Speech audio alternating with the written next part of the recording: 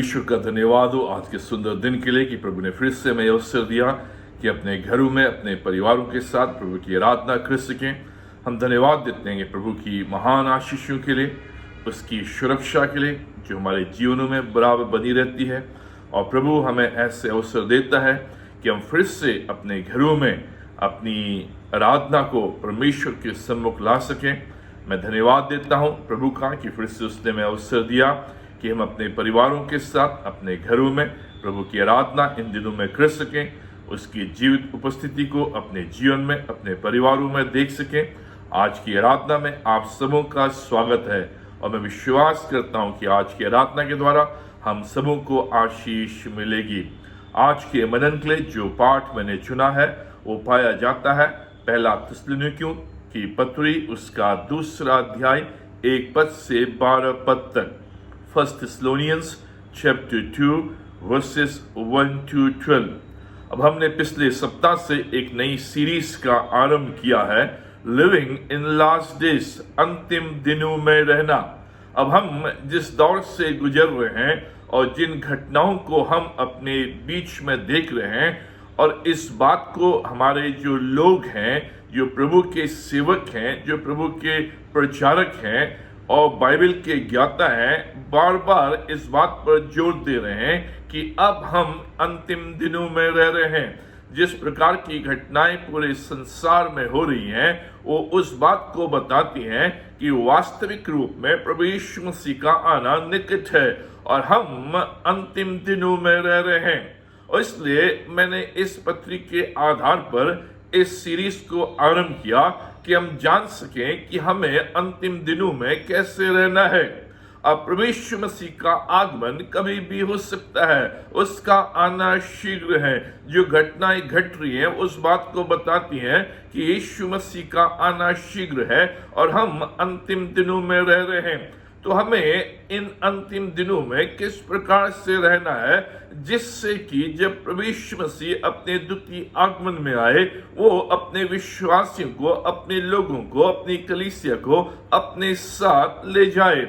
अब प्रभु यीशु मसीह का आना निकट है, घटनाएं घट रही हैं, हम जानते हैं कि वो आएगा। लेकिन जो बाइबल हमें बताती है और जो ये पत्री हमें बताती है, पौलुस इस पत्री के द्वारा जिस बात पर जोर देता है और बाइबल भी जिस बात पर जोर देती है वो ये कि हमें तैयार रहना है। घटनाएं घटेंगी और अन्य प्रकार की बातें होंगी, लोग अन्य अन्य प्रकार की बातें कहेंगे और इन बातों पर प्रकाश डाला जाएगा कि जो घटनाएं घट रही हैं उसके द्वारा हम तैयार रहें।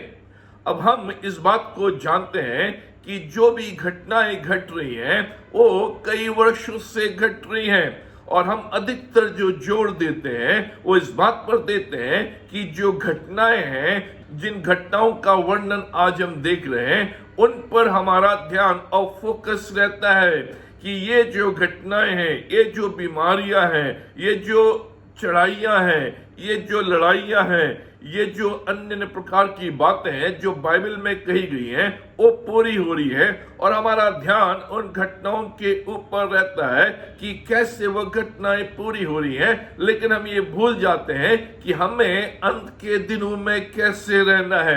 और बाइबल इस बात पर जोर देती है कि हम इस बात का इंतजार न करें कि कब प्रभु आएगा, कब नहीं आएगा। बाइबल इस बात पर जोर नहीं देती है कि जो घटनाएं हैं उन घटनाओं पर ही हम ध्यान दें। बाइबल इस बात पर जोर देती है और विशेष करके पौलुस इस पत्री पर जोर देता है कि हमें तैयार रहना है। जब भी प्रभु यीशु मसीह आए हमें उस घड़ी के लिए तैयार रहना है और इसलिए इस पत्री के द्वारा हम इस बात पर जोर देंगे कि क्या हम इन अंतिम दिनों में तैयार हैं। अगर प्रभु यीशु मसीह आता है तो क्या वो अपनी कलीसिया को, क्या वो अपनी दुल्हन को, क्या अपने विश्वासियों को, अपने लोगों को तैयार पाता है या नहीं पाता है। यह हमारा ध्यान केवल उन घटनाओं के ऊपर है जो घटनाएं घट रही हैं, अपने ऊपर नहीं। बाइबल और ये पुस्तक, ये पत्री इस बात पर जोर देती है कि हमारा अधिक ध्यान अपनी तैयारी में रहना है कि कैसे हम तैयार रहे, जिससे कि जिस घड़ी भी प्रभु यीशु मसीह आए उस घड़ी वो हमें तैयार पाए, अपनी दुल्हन को तैयार पाए। इसलिए हमने पिछले अध्याय में देखा था कि पौलुस पहली बात को हमारे सामने रखता है कि हमें पूर्ण परिवर्तित होना है, और पूर्ण परिवर्तित जीवन के विषय में वो 8 चिन्हों को हमारे सामने रखता है कि वही पूर्ण परिवर्तित व्यक्ति है जिसके जीवन में वो 8 चिन्ह पाए जाते हैं, और जिसके जीवन में वो 8 चिन्ह पाए जाते हैं वो अंतिम दिनों में तैयार है, अपने आप को तैयार रख रहा है, जिससे कि जिस घड़ी भी प्रभु आए वो उसके साथ उठा लिया जाए। आज हम इससे आगे बढ़ेंगे और दूसरे अध्याय पर हम ध्यान देंगे, 1 पद से लेकर 12 पद पर, जहां पर पौलुस सेवा जो जीवन में भिन्नता लाती है उस पर जोर देता है। पहले अध्याय में वो हमारे जीवन, हमारे परिवर्तन पर जोर देता है।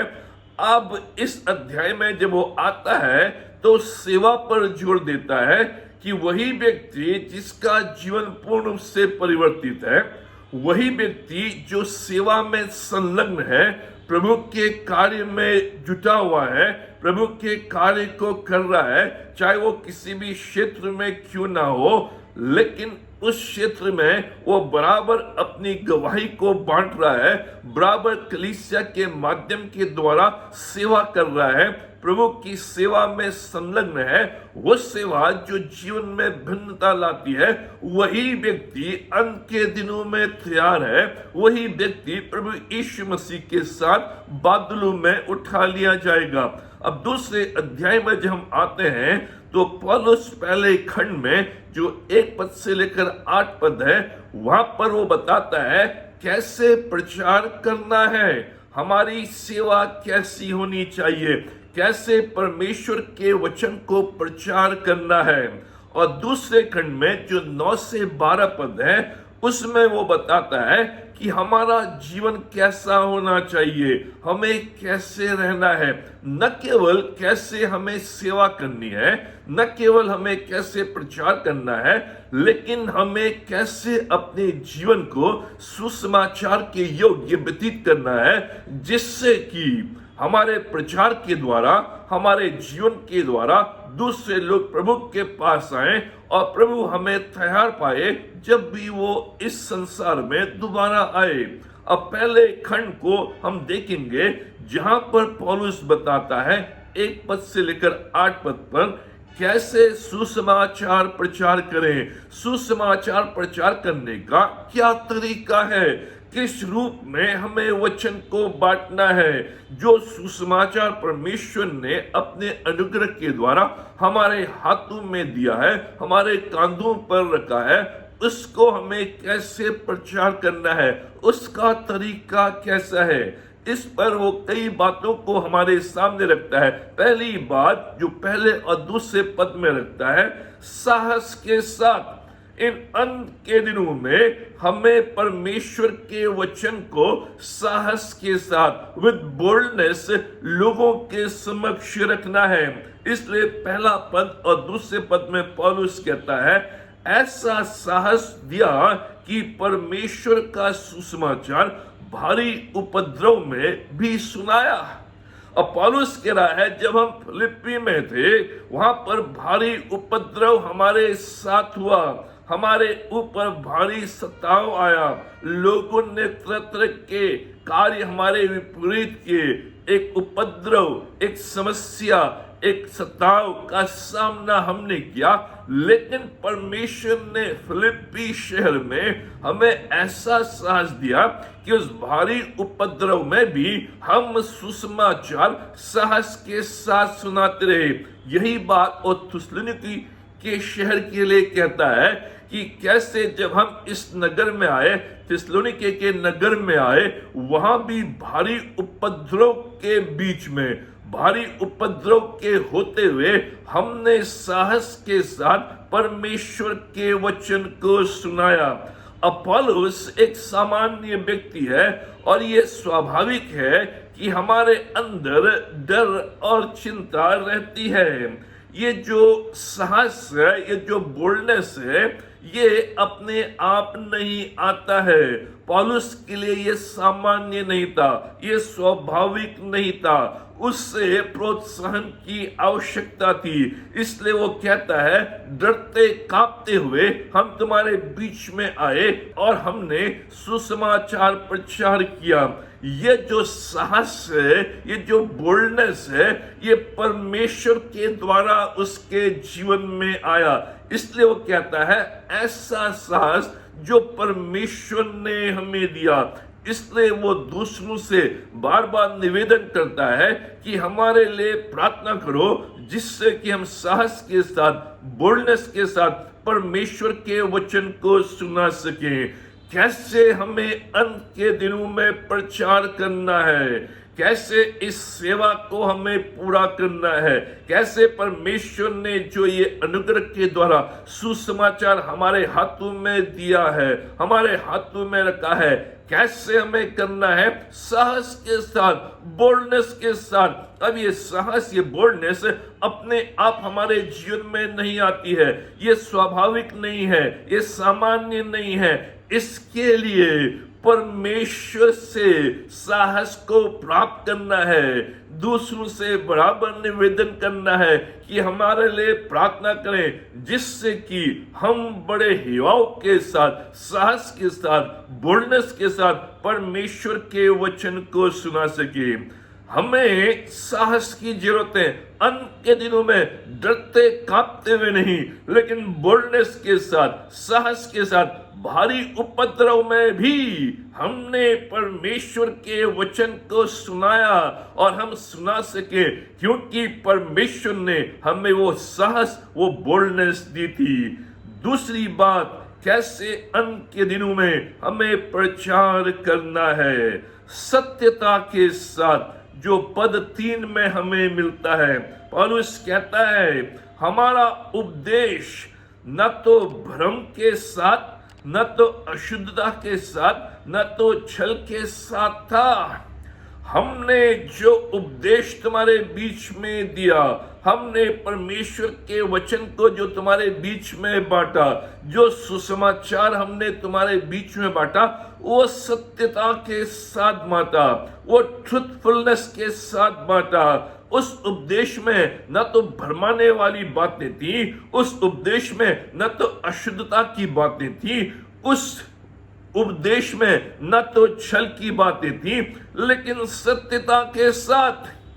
अंत के दिनों में बहुत से लोग सुसमाचार को इस तरह से बांटेंगे जिससे कि लोग भरमाए जाएं, छल और कपट के साथ, अशुद्धता के साथ, सत्यता के साथ नहीं। लेकिन पौलुस कह रहा है, वही व्यक्ति, वही प्रचारक, वही सेवक, वही विश्वासी अंत के दिनों में टिका रहेगा, अंत के दिनों में प्रवेश मसीह की बाट जोता रहेगा, अंत के दिनों में तैयार रहेगा, जो बिना छल के, जो बिना अशुद्धता के, जो बिना भ्रम के सुसमाचार को बांटता है, सत्यता के साथ, इम्प्योर मोटिव के साथ नहीं, अशुद्ध भावनाओं के साथ नहीं, कि लोगों को भरमाए, लोगों के साथ छल करे, लोगों के साथ कपट करे और अशुद्धता की बातों को, अश्लील बातों को सुसमाचार प्रचार में मिलाकर लोगों को अपनी ओर आकर्षित करे।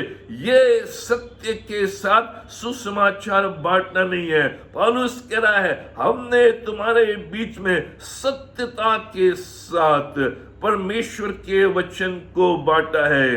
सत्यता के साथ बांटने का मतलब है कि जो सत्य वचन है उसको मैंने ईमानदारी के साथ बांटा है। केवल ईमानदारी ही नहीं, बल्कि सत्य बोलना भी। दोनों बातें एक दूसरे से जुड़ी हैं, सत्यता और ईमानदारी। मैं सत्य तो बांट रहा हूं, लेकिन क्या ईमानदारी के साथ? क्या मैं ईमानदार तो हूं, लेकिन क्या मैं सत्य वचन को बांट रहा हूं? पौलुस कह रहा है, दोनों चीजों को मैंने साथ रखा है, सत्य सत्य वचन को ईमानदारी के साथ बांटा है और ईमानदारी के साथ मैंने सत्य वचन बोले हैं, जिससे कि तुम जान सको कि परमेश्वर का वचन छल के साथ नहीं, भ्रम के साथ नहीं, अशुद्धता के साथ नहीं बांटा जाता है। बहुत से लोग हैं आज परमेश्वर के वचन में मिलावट कर रहे हैं, छल कर रहे हैं, कपट कर रहे हैं, लोगों को भरमा रहे हैं अपनी स्वार्थी इच्छाओं के लिए। वो लोग अंत के दिनों में तैयार नहीं हैं, लेकिन वो जो सत्य का प्रचार करते हैं। तीसरी बात, पौलुस सुसमाचार प्रचार के विषय में, सेवा के विषय में कह रहा है, प्रभु को प्रसन्न ना कि मनुष्यों को। पद 4 में पौलुस कहता है, हम सुसमाचार का वर्णन इस प्रकार से करते हैं कि हम प्रभु को प्रसन्न करें, ना कि मनुष्य को। परमेश्वर ने अपने अनुग्रह के द्वारा हमारे हाथ में सुसमाचार को सौंपा है। ये परमेश्वर का अनुग्रह है, इसमें हमारी कोई भी बढ़ाई नहीं है, हमारी कोई भी अच्छाई नहीं है कि हम अच्छे थे, हम पढ़े लिखे थे, हम विद्वान थे। इस आधार पर परमेश्वर ने अपने वचन को, अपने सुसमाचार को, अपने गॉस्पेल को हमारे हाथ में नहीं सौंपा, लेकिन अपने अनुग्रह में उसने हमें ये वचन, ये सुसमाचार हमारे हाथ में सौंपा है, ताकि हमारा जो उद्देश्य हो इस सुसमाचार को बांटने के द्वारा प्रभु को प्रसन्न करें, ना कि मनुष्यों को, क्योंकि परमेश्वर ने यह हमें दिया है। और इसलिए मेरा जो कर्तव्य है, अंत के दिनों में जब मैं रह रहा हूं, यीशु मसीह की बाट जो रहा हूं, मेरा जो कर्तव्य और उद्देश्य है प्रभु के वचन को बांटने के लिए, वो इसलिए कि प्रभु प्रसन्न हो। मेरे सुसमाचार के बांटने के द्वारा, मेरी सेवा के द्वारा, मेरी गवाही के द्वारा मैं मनुष्य को प्रसन्न नहीं कर रहा हूं। मैं प्रचार इसलिए नहीं कर रहा हूं, मैं संदेश इसलिए नहीं दे रहा हूं, मैं चर्च इसलिए नहीं चला रहा हूं, मैं सेवा इसलिए नहीं कर रहा हूं कि मनुष्य को प्रसन्न करूं और मनुष्य को अपनी ओर आकर्षित करूं, लेकिन इसलिए कि मैं प्रभु को प्रसन्न करूं। अपनी प्रसिद्धि के लिए नहीं, लेकिन प्रभु को प्रसन्न करने के लिए। प्रिय मित्रों, आज हम जो सेवा में हैं, हम जो गवाही देते हैं, हम जो प्रचार करते हैं, हम जो संदेश देते हैं, हम लोगों को प्रसन्न करने के लिए, जिससे कि लोग प्रसन्न हो, खुश हो और खुश होकर अपने अपने घर जाएं। हमारा ये मकसद नहीं कि क्या जो मैं परमेश्वर के वचन को बांट रहा हूं उसके द्वारा प्रभु प्रसन्न हो रहा है। अंत के दिनों में बहुत से लोग इस प्रकार से सेवा करेंगे कि मनुष्यों को प्रसन्न करें और मनुष्य उनका अनुसरण करें, लेकिन पौलुस कह रहा है अंत के दिनों में वही व्यक्ति टिका रहेगा, वही व्यक्ति तैयार रहेगा, वही व्यक्ति यीशु के साथ उठा लिया जाएगा जो बराबर परमेश्वर के वचन को इसलिए बांटता है, परमेश्वर की सेवा इसलिए करता है, परमेश्वर के कार्य को इसलिए बढ़ाता है कि प्रभु प्रसन्न हो, प्रभु को महिमा मिले। मेरी प्रसिद्धि नहीं, लोग मेरा अनुसरण नहीं, लेकिन प्रभु का अनुसरण करे।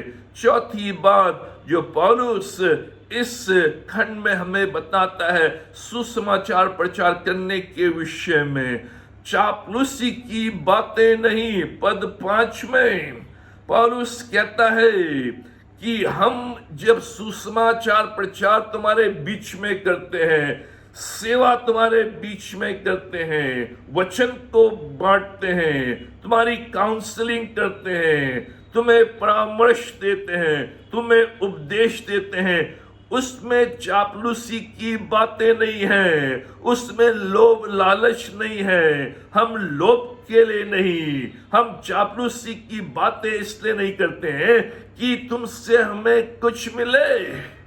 परमेश्वर इसका गवाह है। जबरदस्त। आज अंत के दिनों में हम देखते हैं कि हमारा जो प्रचार है, हमारे जो उपदेश हैं, हमारे जो संदेश हैं, उसमें लोभ और लालच, उसमें चापलूसी की बातें, जिससे कि मुझे लोगों के द्वारा और अधिक मिले ताकि मैं अपने साम्राज्य को बढ़ाऊं। लेकिन पौलुस कह रहा है ऐसे व्यक्ति अंत के दिनों में टिक नहीं पाएंगे, ऐसे व्यक्ति अंत के दिनों में तैयार नहीं है, ऐसे व्यक्ति प्रभु यीशु मसीह के द्वितीय आगमन में उठा लिए नहीं जाएंगे। पौलुस कह रहा है परमेश्वर इसका गवाह है कि हमने लोभ के लिए नहीं, हमने चापलूसी के लिए नहीं ये वचन सुनाया, लेकिन उस बात को ध्यान में रखते हुए कि जिससे तुम्हारी बढ़ोतरी हो, तुम परमेश्वर के करीब आओ और द्वितीय आगमन के लिए तैयार रहो। बहुत से झूठे शिक्षक उन दिनों में भी थे और आज भी हैं जो लोगों को भरमाते हैं चापलूसी की बातें करने के द्वारा, लोभ और लालच के द्वारा।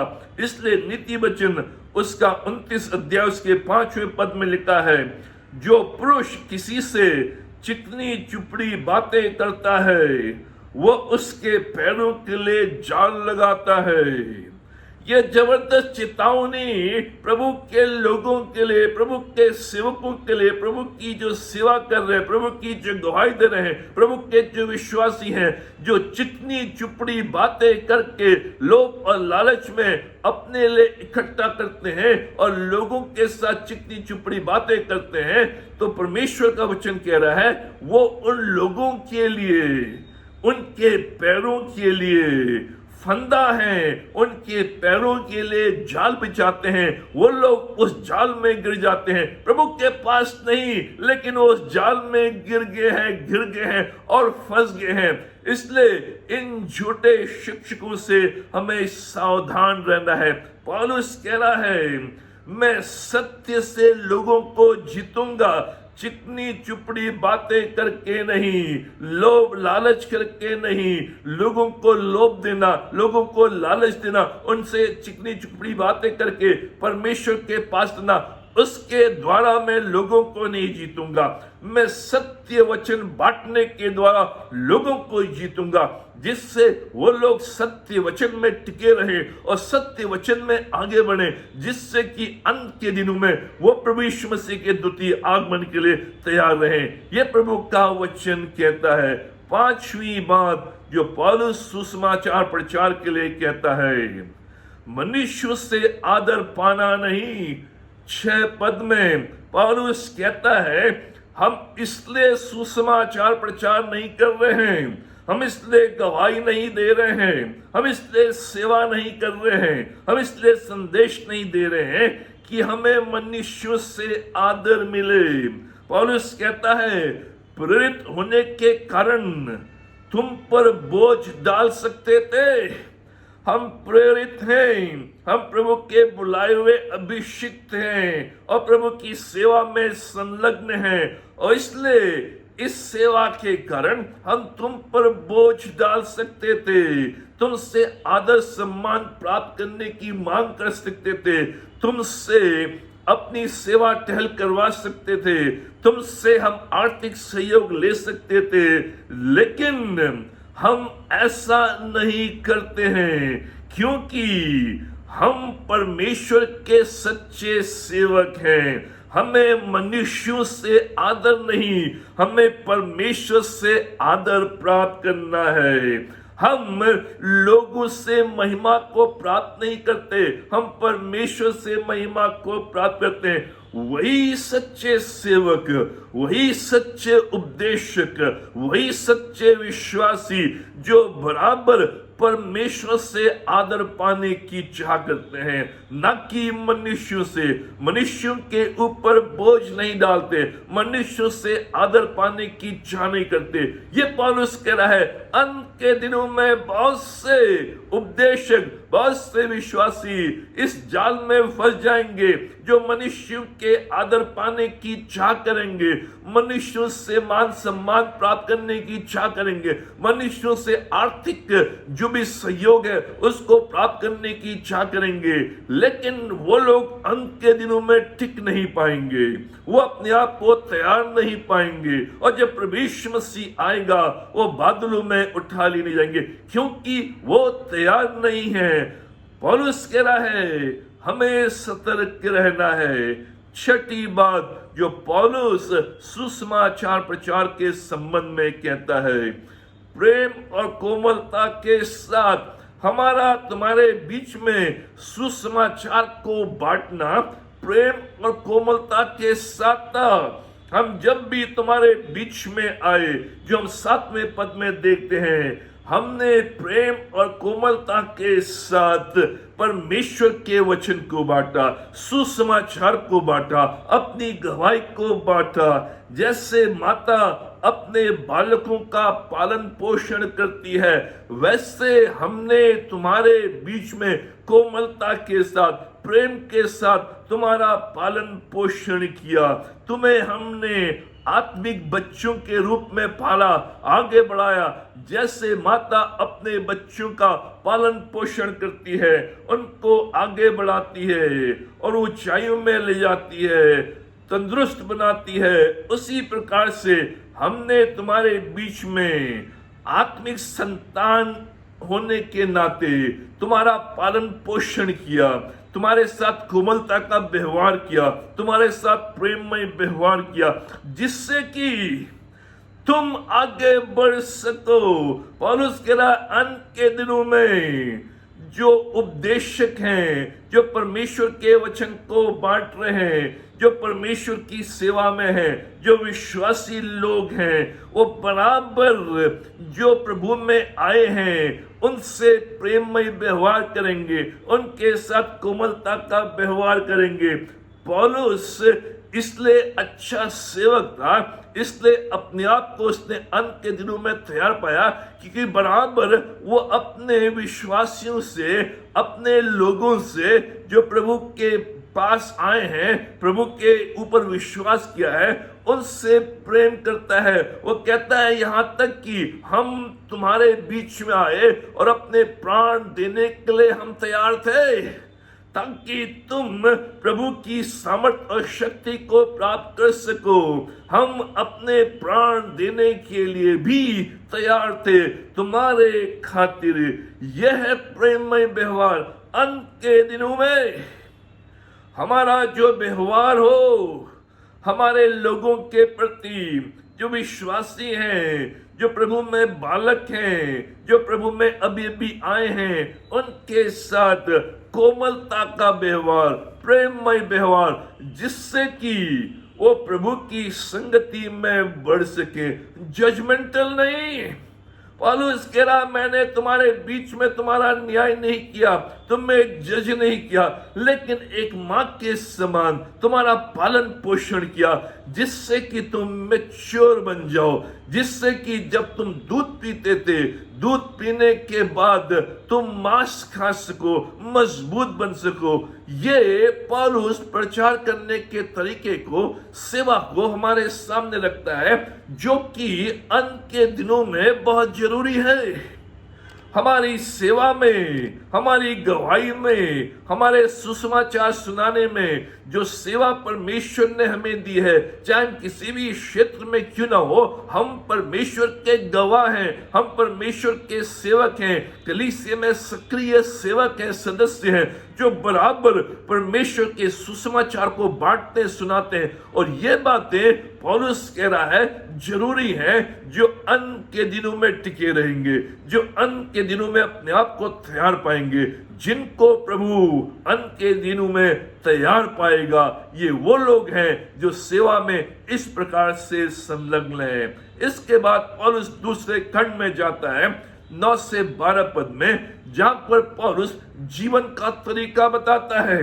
न केवल सेवा का तरीका, लेकिन जीवन का तरीका भी। मुझे सेवा के साथ साथ कैसे जीवन को व्यतीत करना है, मेरे जीने का तरीका क्या है, जिससे कि मेरी सेवा और मेरा जीवन तालमेल हो, इन दोनों में तालमेल हो, जिससे कि मेरी सेवा भी प्रभावित हो और मेरा जीवन भी प्रभावित हो, जिससे कि सेवा और जीवन में, कार्य और जीवन में तालमेल हो और मैं इस रूप में अपने जीवन को व्यतीत करूं कि प्रभु जान सके कि हाँ, ये सेवा में भी तैयार है, जीवन में भी तैयार है। इस संबंध में कुछ बातों को पौलुस हमारे सामने रखता है। पहली बात, रात दिन परिश्रम। पौलुस कह रहा है 9वें पद में, हमने तुम्हारे बीच में रात दिन परिश्रम किया।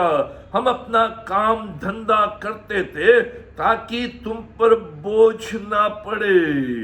सेवा, सुसमाचार में परिश्रम, कार्य, व्यवसाय में भी पौलुस कह रहा है हम रात दिन परिश्रम करते रहे।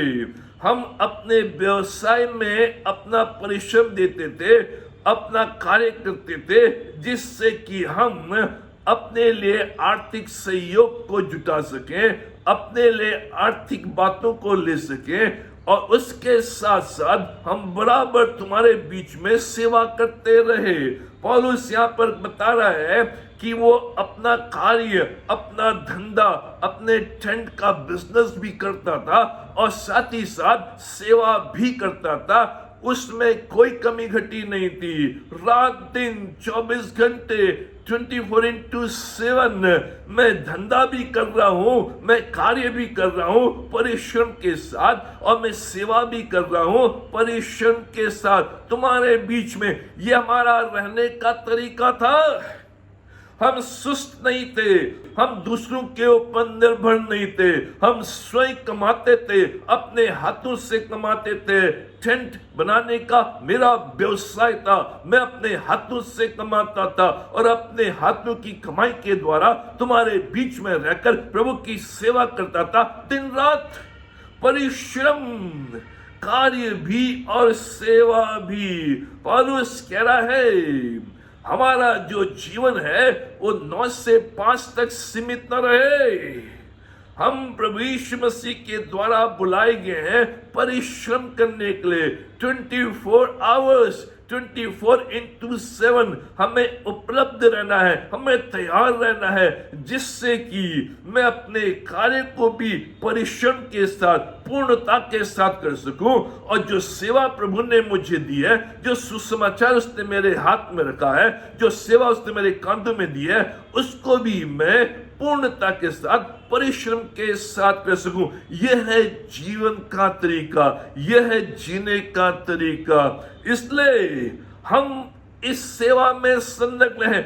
जो भी कार्य आप कर रहे हैं उसे आप परिश्रम के साथ करें। उसके साथ साथ जो भी सेवा प्रभु ने आपको दी है, चाहे वो प्रार्थना करने की सेवा हो, चाहे वो गवाही देने की सेवा हो, चाहे वो सुसमाचार बांटने की सेवा हो, चाहे दूसरों की सहायता करने की सेवा हो, मुझे उसमें भी परिश्रम करना है। मेरा कार्य केवल ये नहीं कि मैं 6 दिन बाहर कार्य करता हूं और 7वें दिन मैं केवल 1 या 2 घंटे के लिए चर्च आता हूं और मेरा कार्य खत्म, मेरी सेवा खत्म। ये नहीं, पौलुस कह रहा दिन रात हम 24/7 में हैं, अपने कार्य में भी पूर्ण परिश्रम, उसके साथ साथ प्रभु की कलीसिया में, प्रभु की सेवा में पूर्ण परिश्रम, जिसके द्वारा प्रभु हमें तैयार पाए। यह है अंत के दिनों में जीवन जीने का तरीका। प्रिय मित्रों, केवल अपने कार्य करने से ही संतुष्ट न रहे, प्रभु की सेवा में भी अपने आप को संलग्न करें, परिश्रम करें, जिससे कि प्रभु की सेवा आगे बढ़ सके और आप अपने आप को तैयार पा सकें। परिश्रम, रात दिन। दूसरी बात जो पौलुस जीवन के तरीके के विषय में बताता है, हमारा व्यवहार पवित्र, धार्मिक और निर्दोष रहा।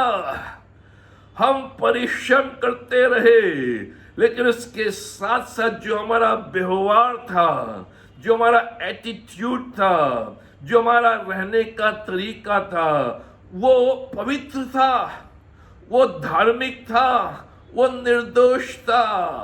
हम ब्लेमलेस तुम्हारे बीच में रहे, निर्दोष रहे। हमने कभी भी ऐसे कार्य नहीं किए जिसके द्वारा तुम्हें ठेस लगे। तुम कभी भी ये नहीं कह सकते हो कि हमारा जीवन इम्प्योर था, अपवित्र था। तुम कभी भी ये नहीं कह सकते हो कि हमारा जीवन आत्मिक नहीं था। तुम कभी भी ये नहीं कह सकते हो कि हमारा जीवन दोषी था। हम तुम्हारे बीच में अपने व्यवहार के द्वारा, अपने जीवन के द्वारा, अपनी जीवन शैली के द्वारा, अपने रहन सहन के द्वारा ये प्रकट करते रहे कि हम पवित्र हैं, हम आत्मिक हैं, हम निर्दोष हैं। ये हमारा संबंध विश्वासियों के प्रति व्यक्त करता है और इसके साथ ही साथ ये हमारा संबंध परमेश्वर के प्रति, कि जब मैं अपने व्यवहार में पवित्र हूं, आत्मिक और धार्मिक हूं और निर्दोष हूं, तो ये मेरे संबंध को, जो मेरे विश्वासियों के साथ है, उसको प्रकट करता है। और मेरा संबंध जो परमेश्वर के साथ है उसको प्रकट करता है। अंत के दिनों में हमारा व्यवहार, हमारी सेवा तो है, हम परिश्रम तो कर रहे हैं, लेकिन क्या मेरा व्यवहार पवित्र है? क्या मेरा व्यवहार आत्मिक है? क्या मेरा व्यवहार निर्दोष है? ये बातें बहुत जरूरी है। पौलुस कह रहा है अंत के दिनों में रहने के लिए। अंत के दिनों में बहुत से लोग अपवित्र हो जाएंगे। बहुत से लोग अपने आप को आत्मिक तो बोलेंगे, लेकिन वास्तविक रूप में उनका व्यवहार आत्मिक नहीं रहेगा। बहुत से लोग अपने आप को निर्दोष तो कहेंगे, लेकिन वास्तविक रूप में उनका व्यवहार, उनकी जीवन शैली निर्दोष नहीं। आज बहुत से ऐसे उदाहरण हैं जिनको हम आज देखते हैं, लेकिन पौलुस कह रहा है अंत के दिनों में वही व्यक्ति टिका रहेगा, वही व्यक्ति तैयार रहेगा, वही व्यक्ति यीशु के साथ उठा लिया जाएगा जिसके व्यवहार में, जिसके जीने के तरीके में पवित्रता है, जिसके जीने के तरीके में आत्मिकता है, जिसके जीने के तरीके में निर्दोषपन है। ये बहुत जरूरी है। तीसरी बात जो पौलुस यहाँ पर जीवन के तरीके के लिए हमें बताता है 10वें पद में, आदर्श। हम तुम्हारे बीच में आदर्श बने रहे। जैसे पिता अपने बच्चों के लिए आदर्श है, जैसे पिता अपने बालकों के साथ व्यवहार करता है, वैसे ही हमने तुम्हारे साथ व्यवहार किया। तुम में से हरेक को उपदेश करके और शांति देते और समझाते थे। ये हमारा आदर्शमय जीवन, जैसे एक पिता अपने बच्चों को अच्छे उपदेश देते हैं, उनको शांति देते हैं, उनको समझाते हैं, उसी प्रकार से हम तुम्हारे बीच में एक आदर्श आत्मिक पिता के रूप में बने, जो बराबर तुम्हें उपदेश देते थे, बराबर आदर्श के समान। इसलिए पौलुस बार बार अपनी पत्रियों में कहता है, जैसे मैं यीशु मसीह का अनुसरण करता हूं, वैसे तुम भी मेरा अनुसरण करो। जैसे मैं यीशु मसीह की चाल चलता हूं, वैसे तुम मेरी चाल चलो। यह आदर्श। अंत के दिनों में बहुत से जो लोग हैं वो आदर्श नहीं होंगे, आदर्श की बात तो करेंगे और लोग उनको आदर्श भी मानेंगे, लेकिन उनकी जीवन शैली, उनका व्यवहार, उनका कार्य इस बात को प्रकट कर देता है कि वास्तविक रूप में वो आदर्श नहीं है। पौलुस कह रहा है, मैं आत्मिक पिता के रूप में तुम्हारे बीच में मैंने आदर्श स्थापित किया, मैंने एक एग्जाम्पल सेट किया कि कैसे अंत के दिनों में एक उपदेशक को, एक विश्वासी को, एक प्रभु के सेवक को, एक कलीसिया के सदस्य को, प्रभु के पीछे चलने वाले को रहना है आदर्श। जिससे कि लोग जान सके कि हाँ, ये आदर्श है।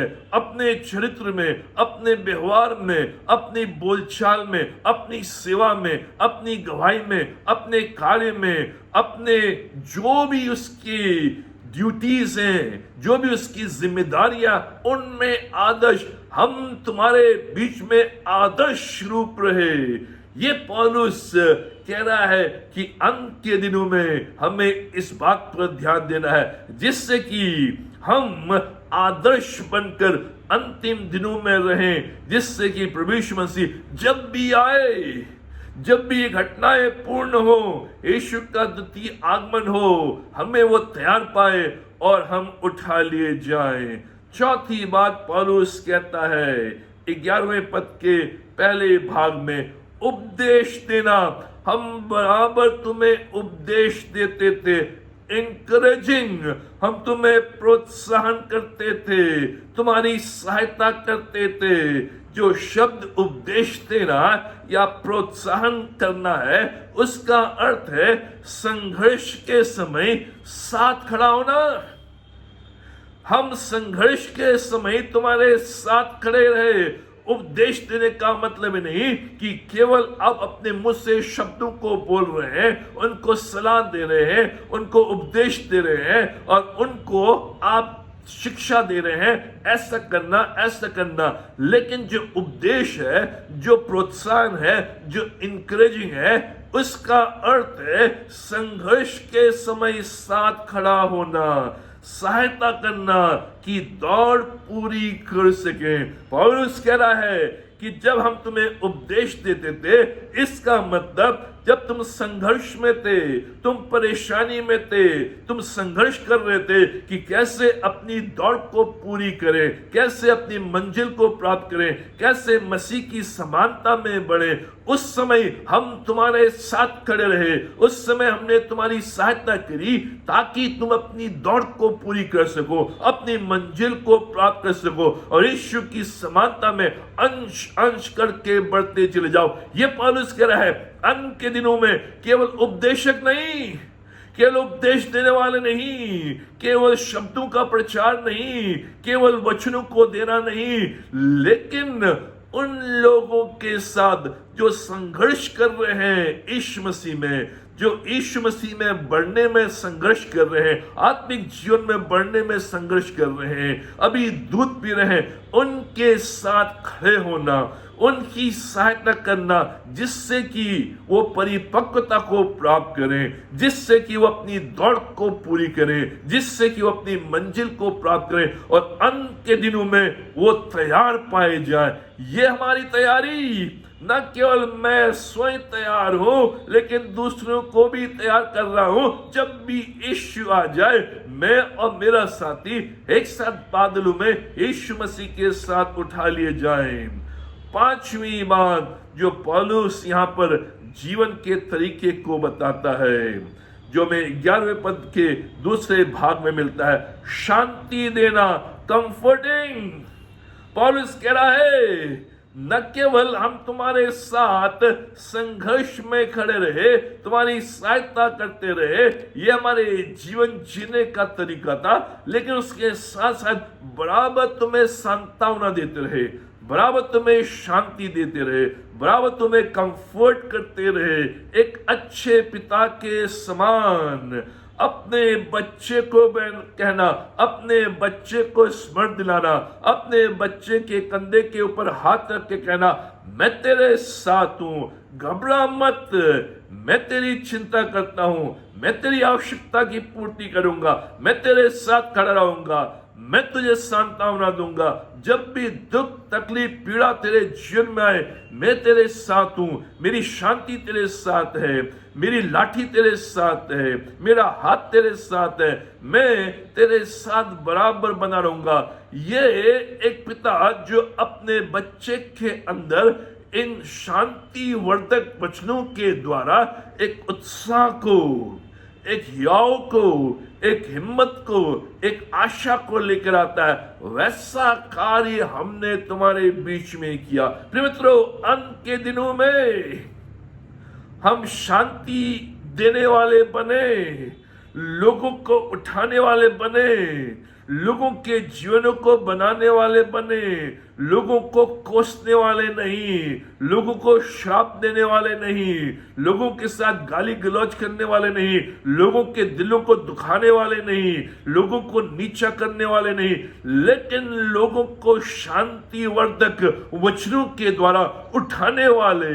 वही व्यक्ति अंत के दिनों में टिका रहेगा, वही व्यक्ति अपने आप को यीशु मसीह के द्वितीय आगमन के लिए तैयार पाएगा, जो बराबर इस शांति वर्धक वचनों को देने के कार्य में लगा है, जिससे कि न केवल वो प्रभु के समक्ष अपने आप को उपस्थित करे, लेकिन दूसरों को भी अपने साथ प्रभु के समक्ष उपस्थित करे।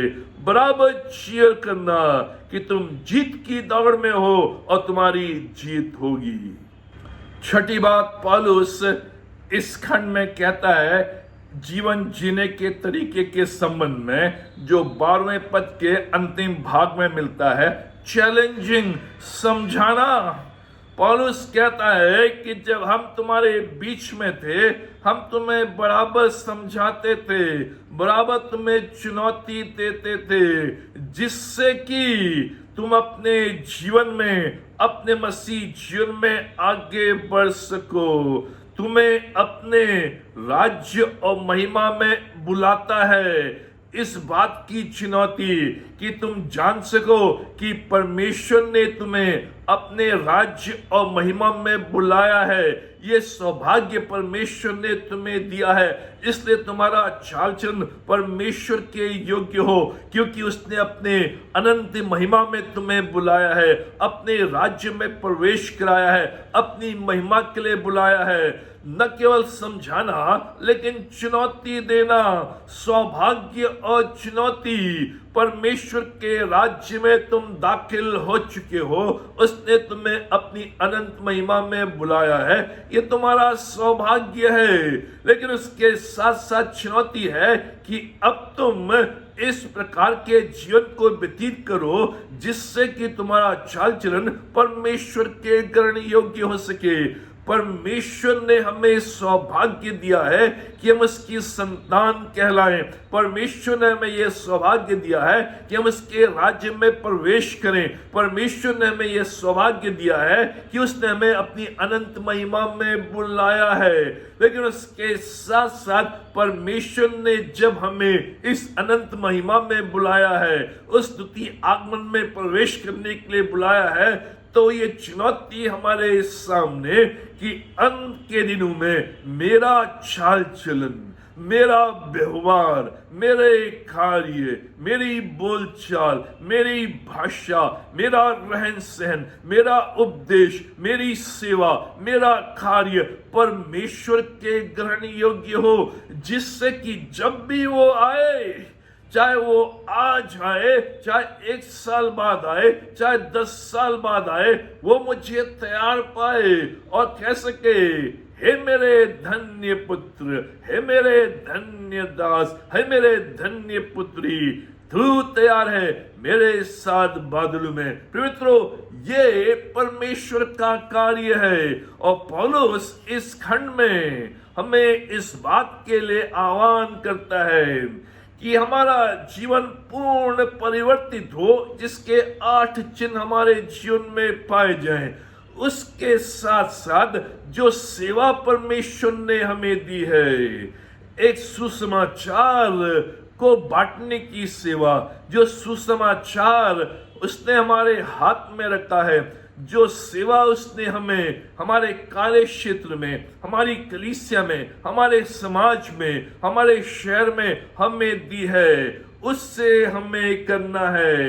अंत के दिनों में एक सेवा, अंत के दिनों में एक अच्छा गवाह, जिसके द्वारा परमेश्वर की महिमा हो सके। सेवा उस रूप में, जिस रूप में परमेश्वर को वो सेवा ग्रहण हो सके, और मेरा चाल चलन, मेरे जीने का तरीका जो परमेश्वर के ग्रहण योग्य हो सके।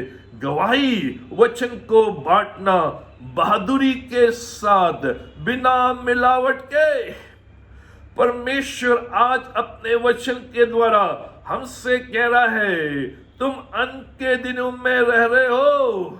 ये अंत के दिन हैं, लेकिन इन अंत के दिनों में केवल अपना ध्यान भविष्यवाणियों की ओर नहीं, घटनाओं की ओर नहीं, चमत्कारों की ओर नहीं, उपदेशकों की ओर नहीं, लेकिन अपनी ओर, अपने जीवन की ओर, अपनी सेवा की ओर, जिससे कि जो मेरी सेवा अंत के दिनों में हो वो इस प्रकार से हो जो परमेश्वर के ग्रहण योग्य हो। अंत के दिनों में मेरा चाल चलन, मेरे जीने का तरीका इस प्रकार से हो जो परमेश्वर के ग्रहण योग्य हो, जिससे कि जब भी मेरा यीशु बादलों में आए, द्वितीय आगमन में आए, इन अंत के दिनों में आए, मुझे तैयार पाए, मुझे सेवा करते हुए पाए, मुझे गवाही देते हुए पाए, मेरे चाल चलन में पवित्रता, आत्मिकता को पाए, जिससे कि मैं उसके समक्ष निर्दोष पाया जाऊं। तो मित्रों, आज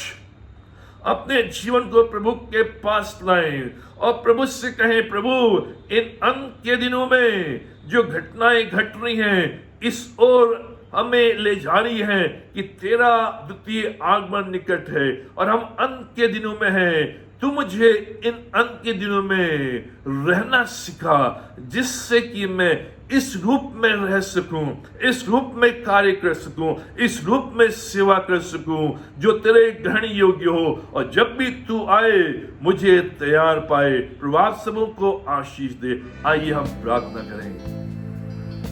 हमारे महान जीवेश्वर शक्तिमान परमेश्वर पिता, हम धन्यवाद देते हैं ये तमाम आशीषों के लिए, ये रक्षा, मदद, भलाई, करुणा, दया के लिए, आज के सुंदर दिन के लिए जो तूने हमें दिया। कि पिता परमेश्वर, कि आज हम तेरे भवन में नहीं लेकिन अपने घरों में अपने परिवार के साथ तेरी आराधना कर सके। और इन दिनों तूने हमें सिखाया कि पिता परमेश्वर, हमारा घर परमेश्वर का भवन बने, हमारा परिवार परमेश्वर की कलीसिया बने, और पिता परमेश्वर पूरी आराधना के साथ, पूरी पवित्रता के साथ हम तेरी आराधना, तेरी स्तुति कर सके। हम प्रार्थना करते हैं पिता परमेश्वर, इन दिनों में तू हमारे घरों को अपना भवन बना, जिससे कि तेरी जीवित उपस्थिति वह हमेशा वास करे। हमारे परिवारों को अपनी कलीसिया बना, जिससे कि ये सुंदर दुल्हन के रूप में तैयार पाई जाए, और जब भी तू आए हमारे परिवार तैयार पाए जाए और तेरे साथ बादलों में उठा ले जाए। पिता परमेश्वर, इन अंत के दिनों में तुम्हें तैयार कर, हमें तैयारी दे, जिससे कि हम तैयार पाए जाए। हम धन्यवाद देते हैं अपनी कलीसिया के प्रत्येक परिवार के लिए। हमारी प्रार्थना हर परिवार में तेरी आशीष रहे, तेरी उपस्थिति रहे।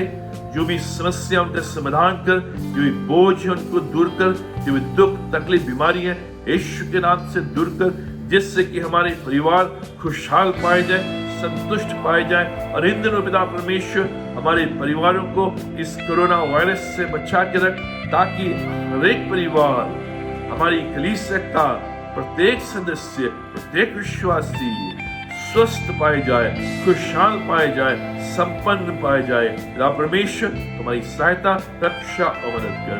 पूरे दिन तुम्हें संभाल, हमारी सहायता कर। ये सब कुछ अपने उद्धारकर्ता प्रभु यीशु मसीह के नाम पर मांगते हैं, आमीन। अब प्रभु यीशु मसीह का अनुग्रह, पिता परमेश्वर का प्रेम और पवित्र आत्मा की संगति हम सबों के साथ, और विशेष करके इस प्रिय परिवार के साथ आज और हमेशा तक बनी रहे, आमीन।